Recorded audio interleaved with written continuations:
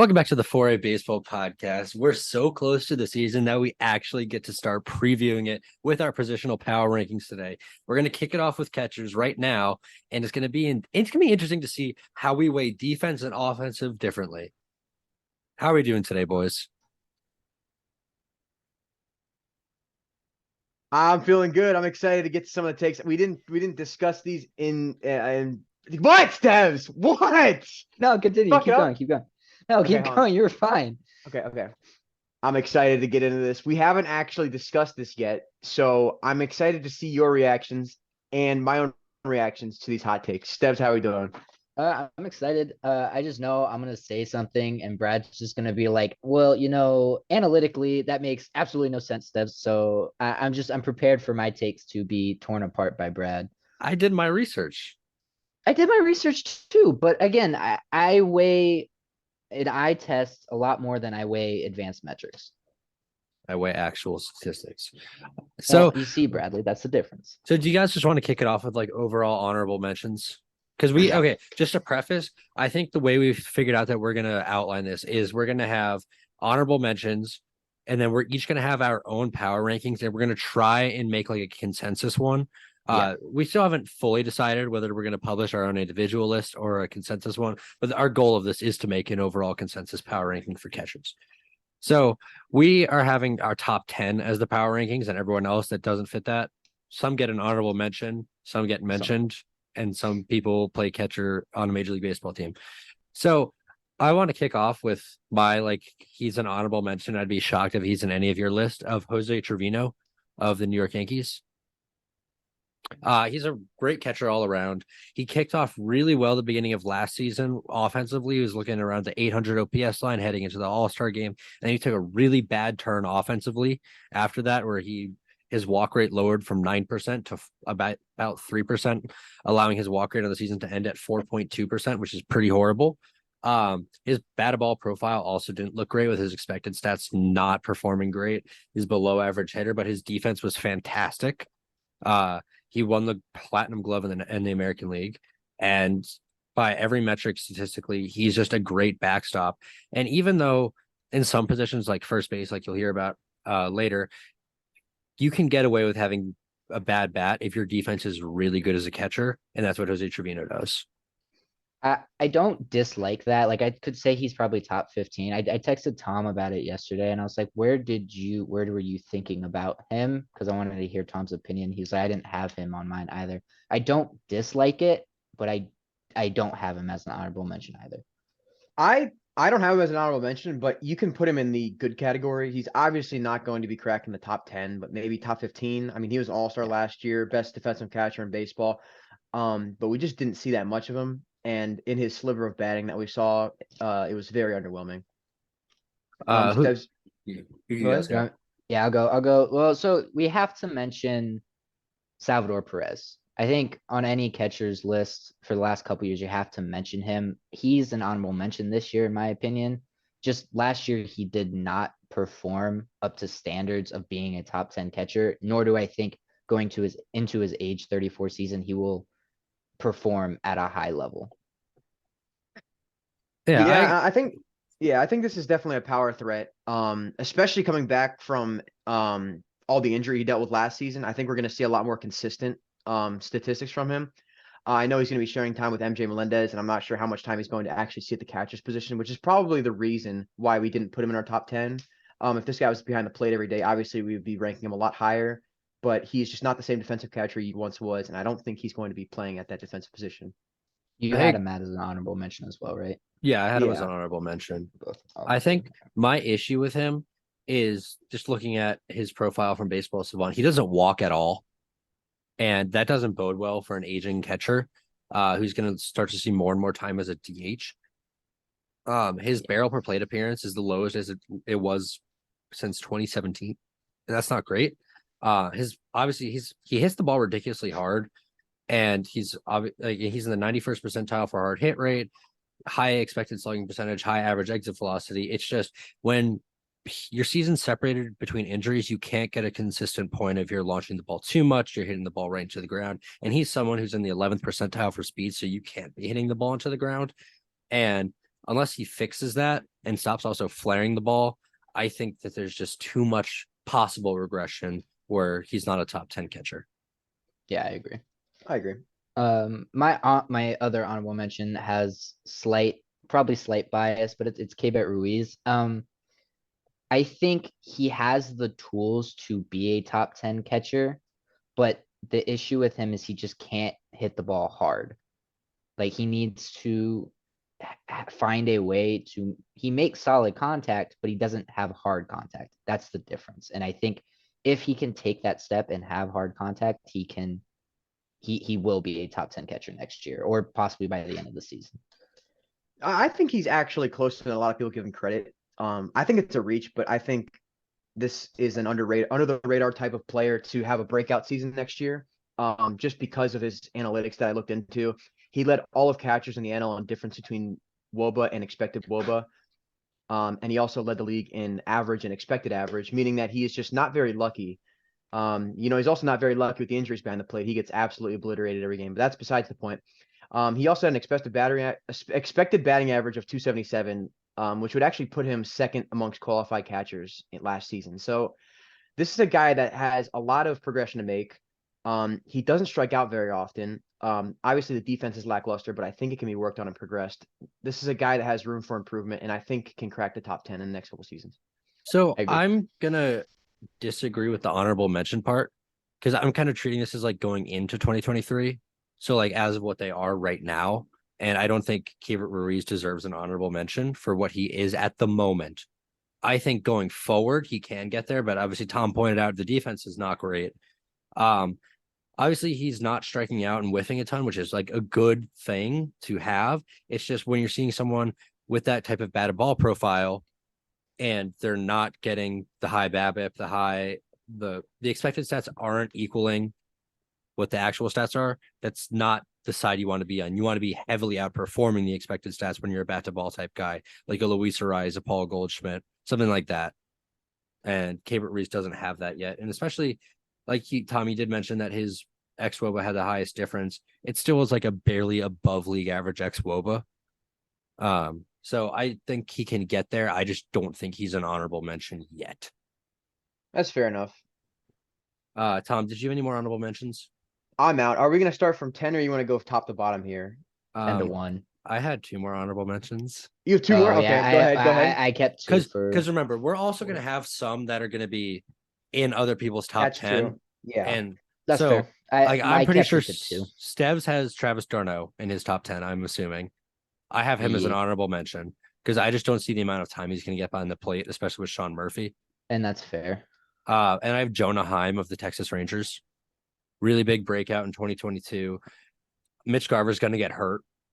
And so Jonah Heim, he did a pretty good job at the catching position last year. His framing was fantastic. So honorable mention, but nothing like definitely not a top 10 catcher in baseball. Yeah, and I mean, I had put down Travis d'Arnaud, obviously for the same reason that Brad said that he wouldn't add him on his top 10. He's not going to see much time behind the plate, so I wouldn't really classify him as a catcher. But that does make me curious who did make the top 10 for you, Brad, because you left out one name that I put on my list that I don't even know if Steves put on his list. Are we going to start at 10 here, or are you one more to go? I got it. I'm good. Okay, so starting out at my number 10 is probably my hot take, but I think it's going to be Tyler Stevenson of the Cincinnati Reds. Obviously, this guy's baseball savant page does not do him much justice, and this is one of the few players that I actually looked at his regular stats. This guy is quietly having a good career. I mean, he's only played in like 190 games. He quietly has a career 823 OPS. Last season before his injury, he had a 130 OPS plus. This is an above average bat while also having a fantastic glove in the field. So I think Tyler Stevenson is a guy, if he can come back from that collarbone injury, who can really make a dent in the league. And he's going to see a lot of innings, especially on a Reds team like this. Yeah, I kind of like that pick. I was looking at Tyler Stevenson. It's just the injury history really concerns me. When you're only playing 100, I guess 2021 132 games is fine because they didn't have the DH. But this year, like he was really plagued by injuries. So I think I should have included him in my honorable mentions category. I just think that having 50 games last season, it's really hard to see him entering as a top 10 player. Des, Says, what where do do you you think? phone him? I mean, I definitely agree. I think it's hard to have again. So 6 to 10 is kind of 6 to 10 was hard for me because there's so many guys that I could throw in there and be like, yeah, they're good enough to crack the top 10, but it's hard to distinguish between the really good catchers and the catchers that you think will be really good, right? And I think that's where he kind of falls. Like you think he can be really good, it's just whether he can produce on the field. Yeah. I think that's also like a conversation we're going to have in a little bit is I'm just hinting at something right now. Like we had a conversation in our group chat the other day about like where they are like the best catcher right now versus where we see the end of the season being because it's very different. Yeah. And it's where people start to mesh together because you also have extremely valuable defensive catchers with a bat, but not like anything significant. And you have very offensive catchers with not great gloves, and you kind of have to figure out what you're weighing more. Stebbs, who was your number 10? Number 10. So you will see a reoccurring pattern. But I had Danny Jansen. Uh, Again, there is a lot of questions with how Toronto is going to utilize their now multitude of catchers. They have Dalton Varsho, Danny Jansen, and Alejandro Kirk. So it's a question of how they're going to utilize them. In my opinion, Varsho will probably go to the outfield, and then Kirk and Jansen will split time behind the dish. But we'll need to see how that plays out. Um, he's just a very good hitter all around. He performed very, very well last season, and I expect him to perform very well this season. I kind of like that. I think that I like his batted ball too much, like for him to be that low for me. I think his quality of at bat is just too high. And I do think he's going to go 50-50 with Kirk. I think Varsho is going to be if one of them gets hurt and they need to eat up a seventh, eighth, and ninth inning. That's the only time Varsho may see innings behind the plate because he's an outfielder. That's kind of what he is. And I think this is my hot take of the catchers. Is my number 10 was MJ Melendez of the Kansas City Royals. Uh, he was a rookie last year. He comes up with being in the 95th percentile of arm strength, which hasn't translated to catching completely yet. He's in the 50th percentile for his pop time. But obviously, when you're in the 95th percentile for arm strength, you can see that transferring to an increased pop time at some point. Just everything about his batted ball profile last year was really good. It's then again, like the OPS, it doesn't really show. But Tom, you talked about the xWOBA differences. He was second. He was the 22 points of difference between regular WOBA and xWOBA. High average exit velocity. He's hitting the ball consistently in the barrel zone, 81st percentile of average exit velocity. I think he's a very good catcher going into this year, and we're going to start to be a lot more familiar with who he is given this year. And I think he's going to have more opportunities to catch this year. I mean, I completely agree. I mean, that's a perfect branch into my number 9 because my number 9 is MJ Melendez. If you want to talk about 5-tool catchers, you got the arm strength in the 95th percentile. His walk numbers are crazy. Top 8% in walk numbers. His splits are a little confusing. Hits lefties better than righties as a lefty batter. That you don't usually see that. But here's my take here. I think MJ Melendez will benefit not the most, but one of the most benefited players from the shift ban. He's a very big pull hitter, and I think he's going to benefit from that ban. I'm kind of rolling the dice with him, but he has crazy upside, and I think we will see that next season. So my only thing with him is that I haven't seen enough of what I want to see to have him crack my top 10. I kind of want to point out, just to finish off Tom's point, is that with the shift, he had a 278 WOBA. Without the shift, he had a 418. Yeah. So I think that there's a lot of room for improvement there. He's shifted 78.2% of the time. So again, big breakout candidate, but going into the season, kind of near the bottom of those top 10 for Tom and I. Stev's not clearly making it. Then kind of working down. I think this guy's gonna be a little bit towards the bottom of our top 10 for all of us. And William Contreras. Where do you guys have him? I have him at 7. Steves, where do you have him? Hold on, 1, 2. Yeah, I'm at 7 too. I have him at 9. I just think he again will get better. I think the fall off in the second half of the season was a bit worrisome, but again, he had one of the best WOBAs in baseball at a 370, which is really nice. Um, and his defense was bad. That's the only thing that kind of like I think it will get a lot better in Milwaukee. We saw that with Omar Narvaez. I just think that William Contreras, good catcher, not up there yet. I definitely agree with that. I think my thing of why I had him higher than 9 and higher than the next two guys that I will need to talk about is because I see him taking that step forward now that he has the sole possession of a catcher role in Milwaukee. Yeah, I think that him being in Milwaukee, it gets him away from Darno. Their backup's Victor Caratini, so it's really just going to be he gets every 2 or 3 days straight of catching, and then a day off after that. Like there's clear upside here. Yeah, I mean, I think the Brewers did win this trade. I mean, it was a three-way trade. I think out of the three teams, the A's definitely lost the worst, but I think the Brewers won this one. They got a good bet. And I'll talk about him when we get to him. But Steves, who is your number? Was it number 9? Number 9, I had Travis d'Arnaud strictly due to him splitting time with Sean Murphy and stuff like that. I'll see him regress. He'll probably split time with him at catcher, or he'll move to DH, or they'll find another role for him in some way. And I don't want to put him higher than some of the other catchers I have on the list due to that fact.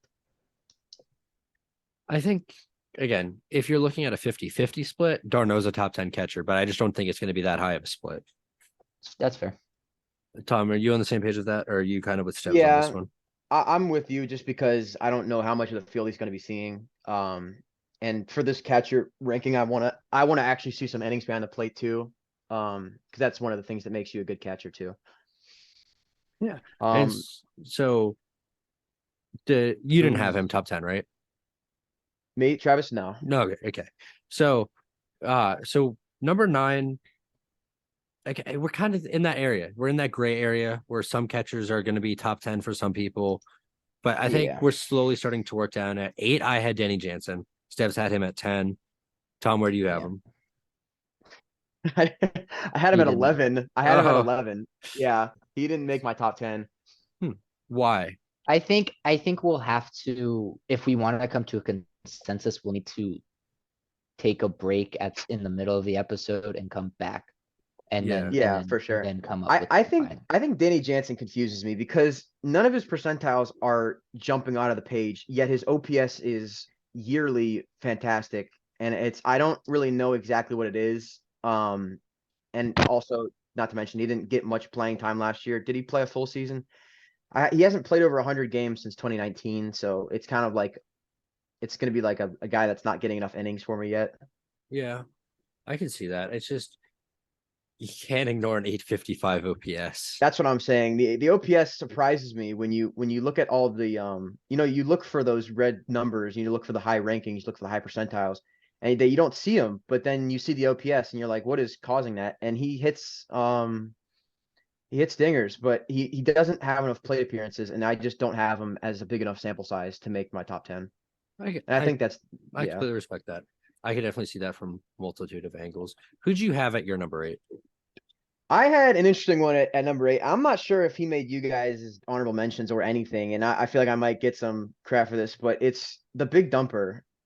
Did he make your guys' list? He is a lot higher on my list. Steves, is he on your list? I do not know Cal, the nickname.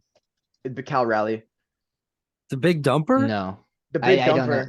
No, he did not make my list. So he was number 8 for me. And I'm just gonna say this now. I could see this guy becoming the Joey Gallo of catchers. I mean, he has a career 30% strikeout rate. He hits fastballs well. He doesn't walk, but he led catchers and home runs last year. He has a lot of upside.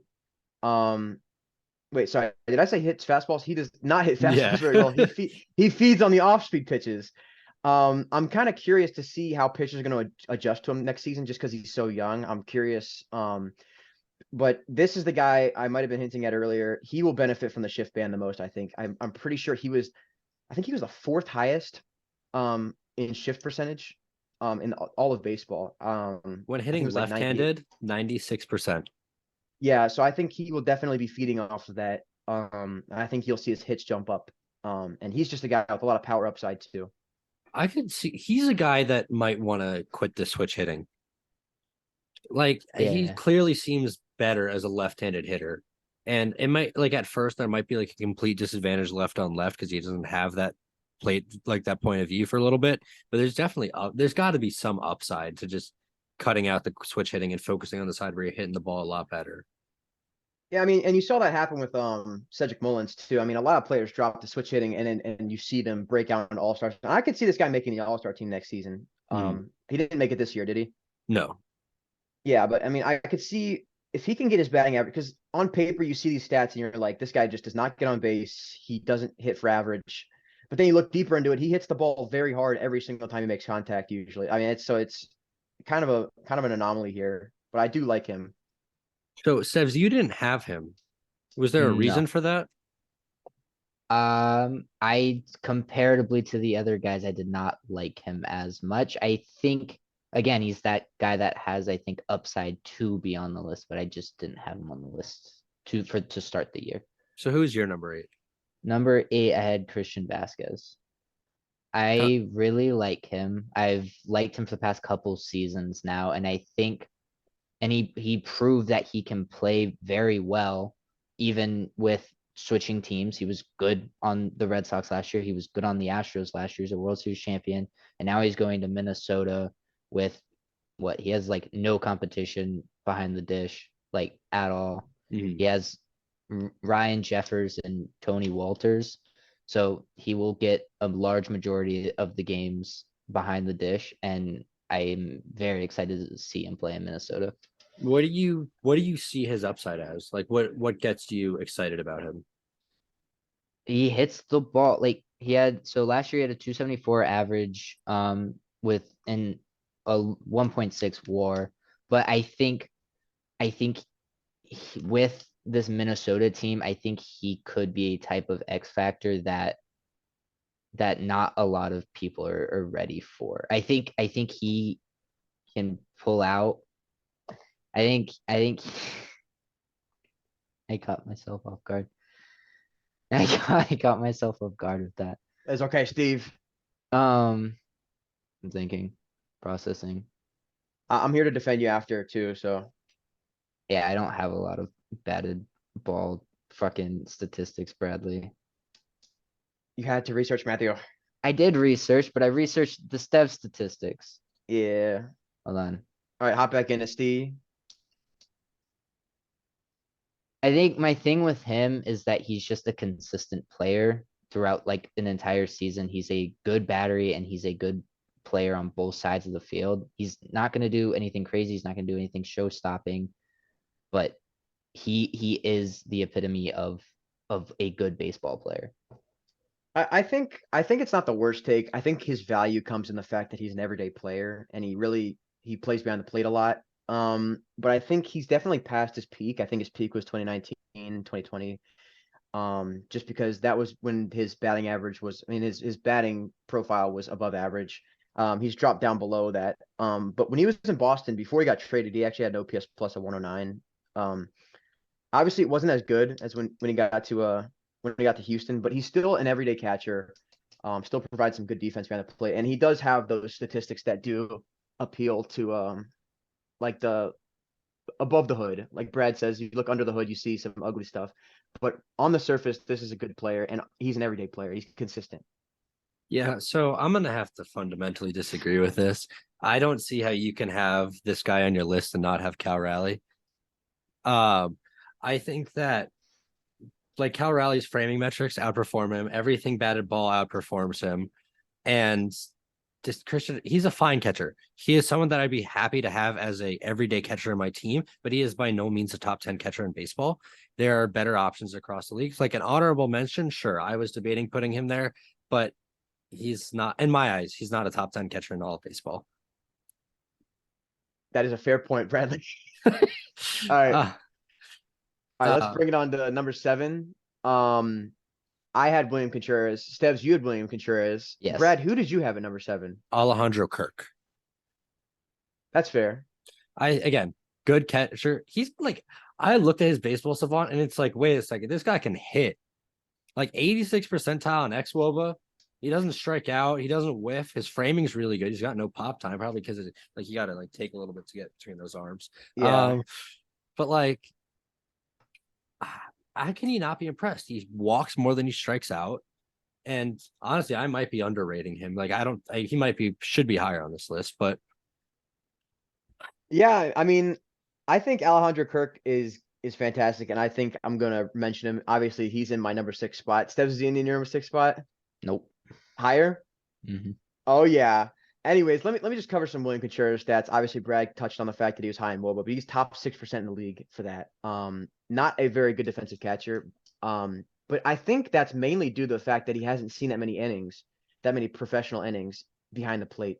So I think now that he will become an everyday catcher and in a completely new scene, I think that's going to be very good for his defensive adjustments. Stebbs, you got anything on him? For William, I talked about him earlier when you talked about him. Yeah, I think again, we're starting to get to that area where it's kind of going to be like a consistent group of people. Like Stebbs and Tom, you have Kirk at 6. I had him at seven, excuse me. So like, is there anything about Kirk that you saw that didn't put him above anyone else, like in top 5? So I had Kirk at 6. I just hold on, let me look out. Let me look up here. So you look at the top 5, and for the most part, their consensus, I think, for the most part, although I do believe Brad switched Cal Raleigh with someone here, but the point is, I think he's a perfect 6th place. The thing is, our sample size on Alejandro Kirk was just last season's breakout. I genuinely don't understand how a 5'8", 245-pound catcher can hit a ball 110 miles an hour. Incredible hitting talent, and I think he has the best vision of any catcher. My concern is that he won't be a catcher for much longer. I think he'll turn into a DH. Just knowing how knees work and how obviously dealing with the physique is going to might impact him down the road. But he's an excellent framer behind the plate. I didn't even notice that, but I looked at his baseball savant. He's actually very good at framing. His pop time obviously is a little slow, but that's due to the physique thing. Yeah, I think this year, I don't think there's going to be too much of a Kirk moving to DH, but like aging when he's not 23, like that's definitely like an avenue he's going to have to go down. Stebbs, who do you have at 6? I had Wilson Contreras. You're right there with me. Yep. Yeah, I think so. For me, he's a fun player to watch. He is offensively offensively, I would say he's probably a top 10 catcher or top 5 catcher, but the defense, I think, drags him down to just below that top 5. He is definitely surrounded with better talent than he was last year in St. Louis this upcoming season. And maybe this new senior will help him change and help him get better defensively. Imagine how much better the Cubs would be if they had Wilson Contreras. Like, how That's much true. more seriously as a contender would you take them if they had Wilson Contreras still as their catcher? They'd A be lot they'd be a more. lot better. I mean, this is a star here. Yeah, and I think like being able to say that about a catcher like justifies their ability to be in an argument for a top 5 at a position. It's just when his framing metrics and his blocking, I know that we don't have that data specifically, but just watching games, it's not the best. It really isn't. And his bat's very good. It's as Steph said, it's a top 5 bat. It's just when you have a top 5 bat and not a top 5 defense, you kind of average out a little bit below top 5 in our eyes. Tom, where'd you fall on him? We'll go with a He higher. he ended up 2 spots higher at number 4. But I'll cover him more when I get to there. We're on spot number 5, right? Correct. And this is where we should be starting to get into some of the guys. I'm assuming this is where you put Cal Raleigh. Yeah. Yeah, I put Sean Murphy. One of this guy's player comps was literally 2022 JT Realmuto. Good company. I think he's regarded as one of the best defensive catchers in baseball. He cut down on strikeouts in the last season. I honestly think the change in scenery will work wonders on him. I know playing out in Oakland might be a little bit depressing, so I think the change of scenery, especially being thrown from the worst team in baseball to probably the best run organization in baseball, is the best thing for him. And there's a lot of upside in the bat. Obviously, the glove is great already, but there's so much upside in the bat that we're going to see. And I think honestly, I'm realizing it's probably a little bit too low, honest. yeah. But number 5 is a decent spot for him. He'd end up at 5 or 4 for me. Stems, who'd you have at 5? Alejandro Kirk. I So I like had that. him one more in front of Tom. I think the offense and defense combination put him above Wilson Contreras in my eyes. And on top of that, again, the reason why I probably didn't have him higher than this was because one, the next 4 catchers are literally the consensus top 4 catchers, except for apparently in Tom's eyes. And then uh and just on top of that, he's a fun player to watch. You kind of root for guys that aren't your prototypical normal body type. He's a short, stubby type of guy, and I think that's just a fun player to watch. Yeah, I had Big Thumper. I talked about his batted ball profile, why I really like it. I think I had a bit of bias of like I think he's going to be very, very good this season. Um, but I think last year kind of shows what he can be. Even when he wasn't per se the best catcher in baseball, he was still an above average hitter, 21% above league average, above average defense, and he's putting up 4.2 WAR. There's not much of an argument there for that. Yeah, and I guess I'll open up our 4th spot with my player, and then we'll start getting into the familiar faces. I picked Wilson Contreras. I think this guy has racked up a career for himself. One of the most reliable catchers in the league right now, just hitting wise at least.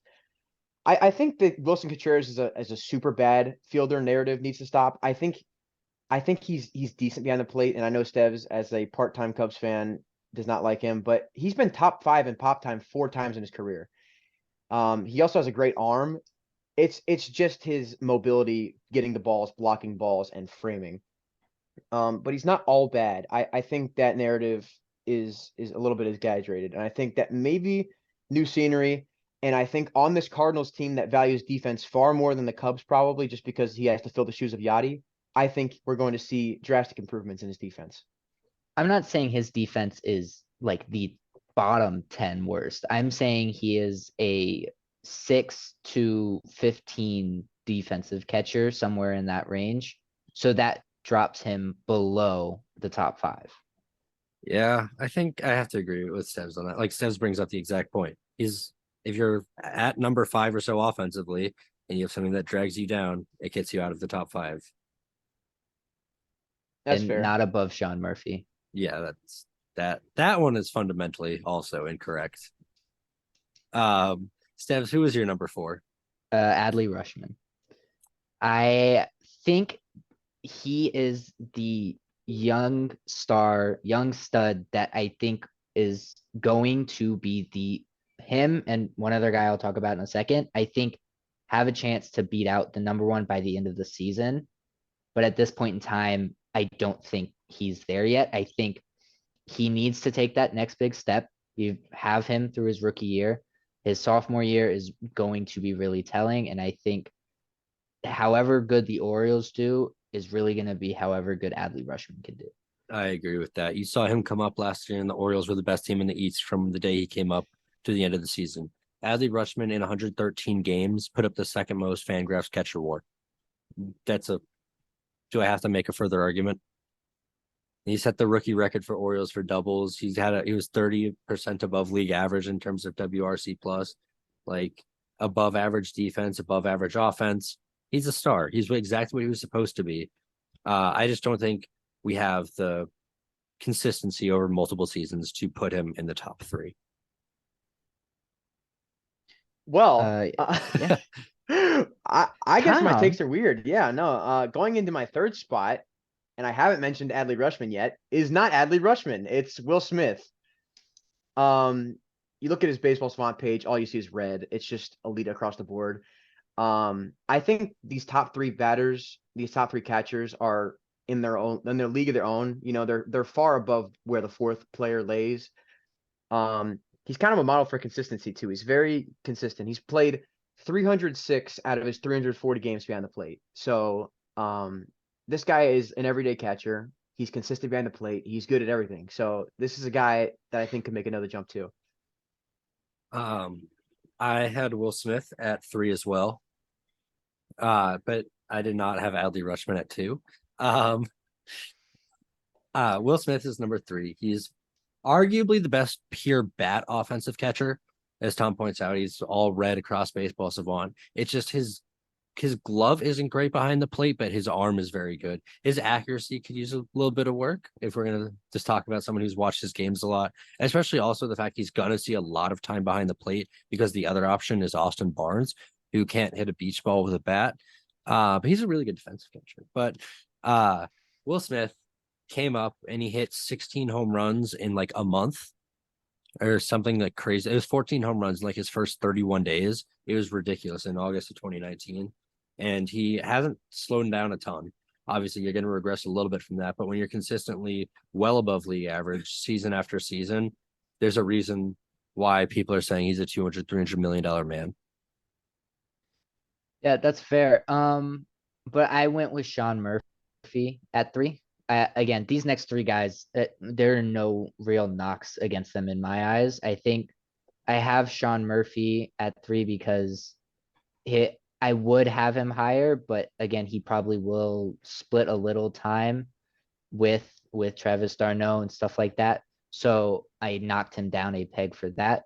But he was a very, very good catcher on a very, very bad team.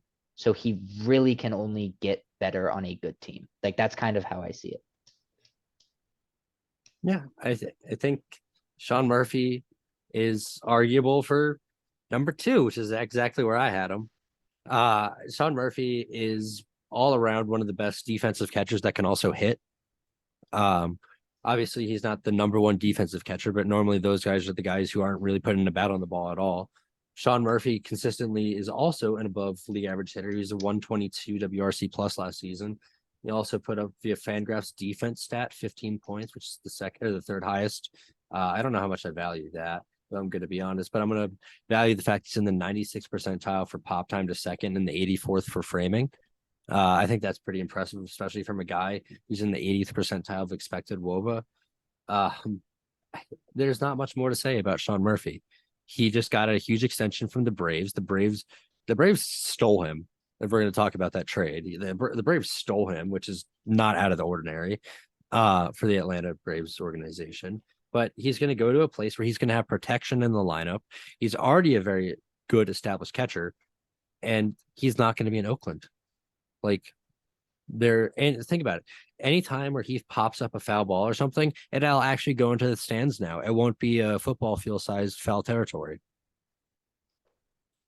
I think Sean Murphy's fantastic, but the problem with Sean Murphy is that I still, while I'm trying to get into baseball analytics, have this casual view on him where you kind of see the fact that he doesn't have a high average. His OPS is not that high. He's a great defensive catcher, but I don't know if I can put him above a guy like Will Smith or Wilson Contreras, who have proved to hit. Because I honestly think most of the value in the catcher position comes from the hitting side. And that's probably just a personal opinion, just because I think the value of catcher's defense is going to go down and down as time progresses. I'm just saying, we've been seeing this over time.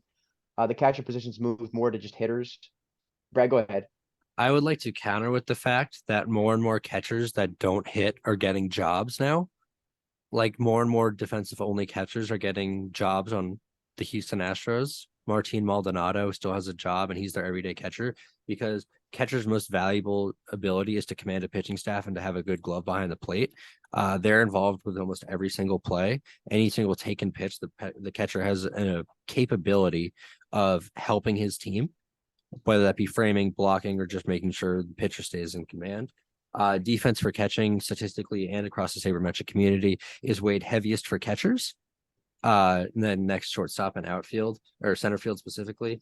So having a great glove behind the plate while being able to hit above average is very, very valuable. Very, very valuable.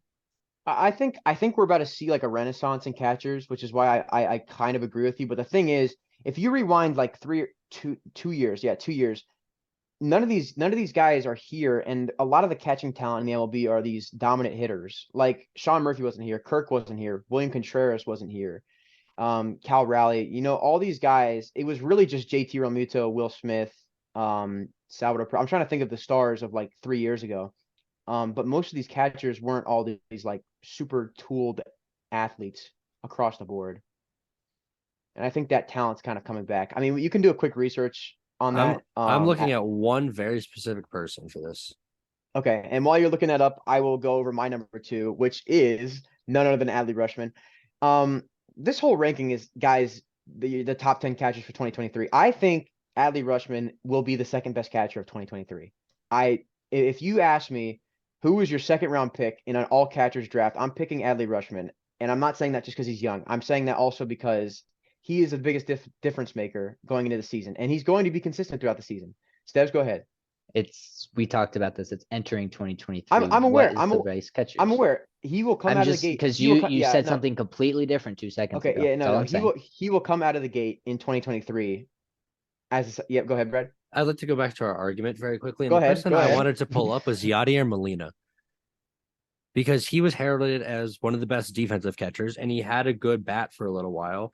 He had a 7-year prime, but 2 of those years he was below league average hitter. But you're talking about offensive juggernaut catchers, and Yadier Molina is kind of like the star of the early 2010s. He had one season where his OPS plus was over 130. I don't think that's an offensive juggernaut by any means. I think it's a juggernaut for the catcher position. And he still had value. He was still able to play for all these years because his defense was so good.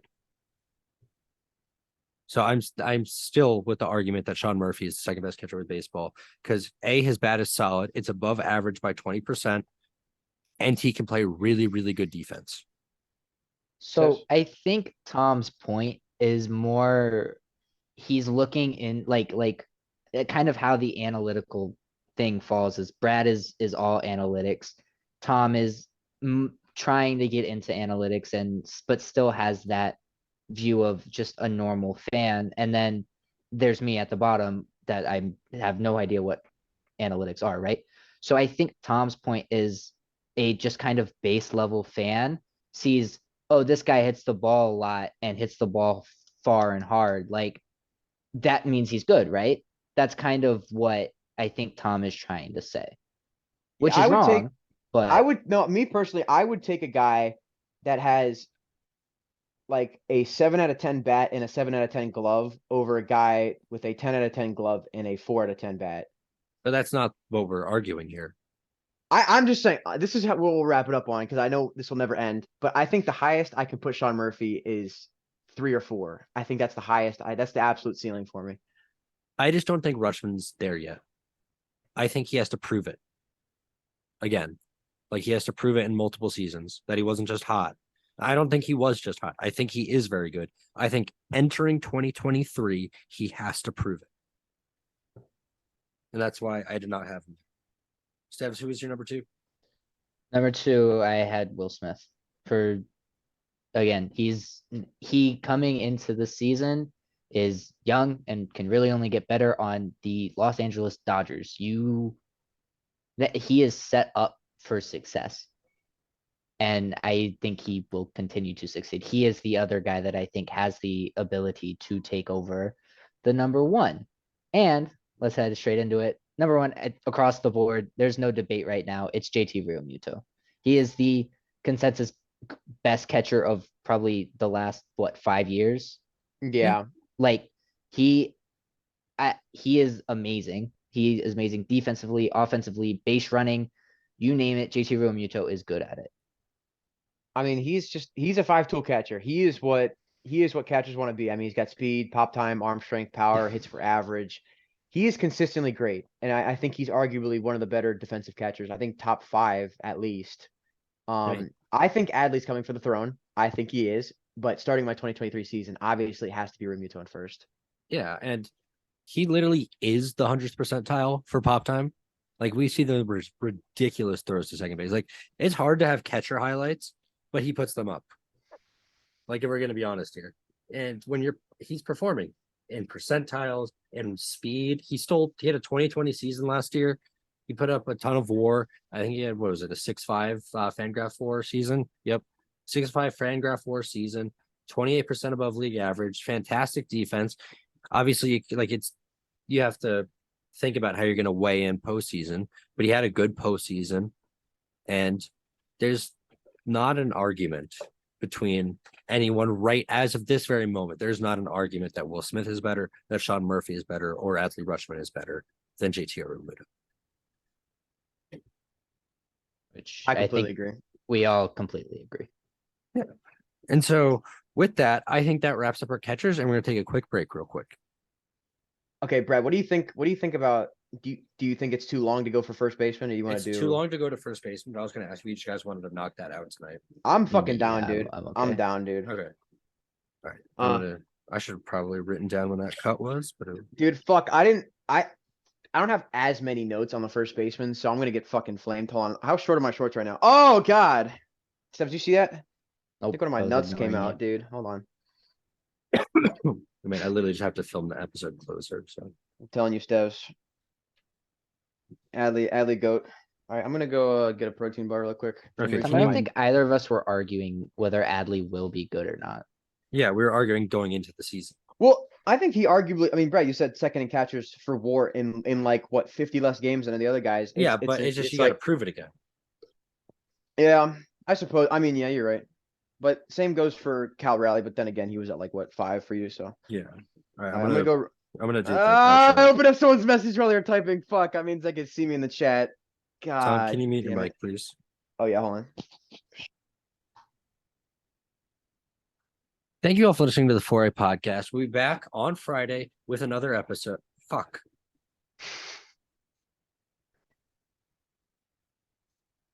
Thank you all for listening to the 4A podcast. We'll be back next week with more power rankings and another draft. If you want to interact with us at all, be sure to follow us on Twitter or TikTok. We'll be also uploading shorts from this or a couple errors that we have on our YouTube page. All social media links will be in the description below wherever your podcasts are. If you have any suggestions, please consider leaving them below. Please consider leaving a rating. Share this with a friend, and we will see you all next time on the 4A Baseball Podcast. Peace. Do you? So while we were gone, we kind of just wanted to break down how are we going to figure out our top 10. And so we had taken note of like where we put everyone. So there are people that received only one vote for top 10, and they happen to be in like the bottom of our list. So Christian Vasquez falls off, Tyler Stevenson falls off, Travis d'Arnaud falls off. I think it's safe to classify those guys as our honorable mentions. I think them and Sal Perez should be our honorable mentions. Are we in agreement there? Absolutely. Yeah, that's fair.